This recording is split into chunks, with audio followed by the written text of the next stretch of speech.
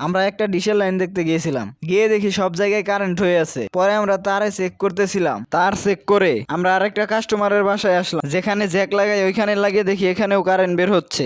অনেক মানুষ আছেন জ্যাকের মাথায় হাত দেন, সাবধানে থাকবেন আপনারা, হঠাৎ করে এই কারেন্টে ধরতে পারে। ডিশের তার দিয়ে অনেক সময় কারেন্ট আসে, এতে আপনার সমস্যা হতে পারে, সবসময় দূরত্ব থাকুন। পরে আমরা আরেকটা কাস্টমারের বাসায় চলে আসি, এখানেও সেই একই প্রবলেম, কারেন্ট আসছে। আসলে সমস্যাটা কোথায় খুব ভালো করে দেখতে হবে। আমরা কয়েকটা কাস্টমারের বাসায় দেখে যেই খাম্বায় আমাদের নোটটা লাগানো সেইখানে যাচ্ছি, পরে মামা তার গাছের খাম্বায় উঠতেছিল।